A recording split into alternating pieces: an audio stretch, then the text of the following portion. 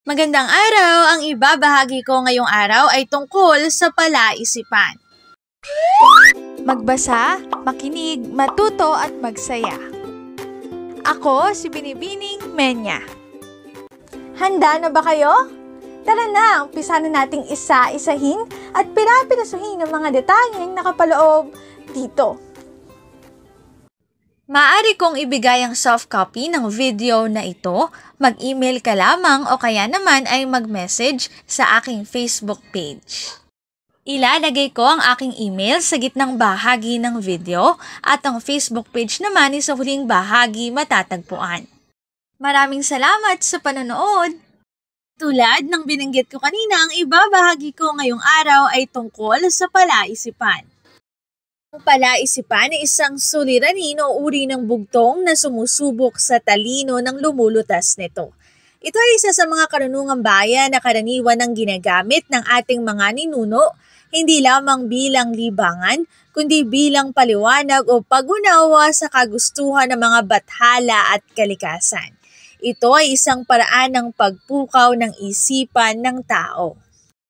Katulad ng mga bugtong, ang mga palaisipan ay nakalilibang at tumahamong mag-isip ang mga kasangkot sa paglalaro nito upang malutas ang isang suliraning inilahad. Sa karaniwang palaisipan, nilulutas ang isang palaisipan sa pamamagitan ng pagsasama-sama ng mga piraso sa isang lohikal na paraan para mabuo ang solusyon. Pag-unawa ng palaisipan at paghahanap ng sagot dito, mahalaga ang pagiging pamilyar ng nakikinig at nagsasabi ng palaisipan sa kanyang kapaligiran dahil kadalasan ang mga imaheng ginagamit sa pagbubuo ng palaisipan ay nanggagaling sa kapaligiran at ang mga sagot ay mga bagay din na karaniwang makikita sa kapaligiran o karaniwang ginagawa araw-araw. Ito ang ilang mga halimbawa para mas madali ninyong maunawaan. Una, may isang bola sa mesa, tinakpan ito ng sombrero. Paano nakuha ang bola nang hindi malang nagalaw ang sombrero?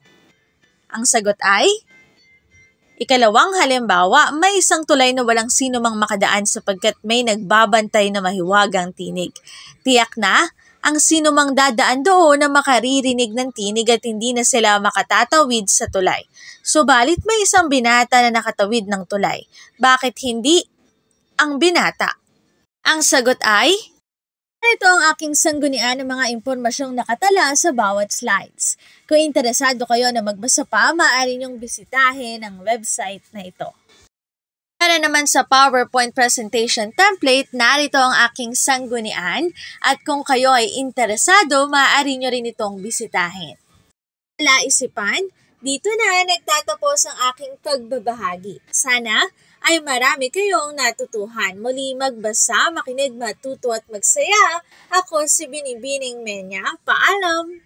Paalala, ang wikang Filipino ay mapagpalaya, atin natin itong gamitin, mahalin at mas paunlarin.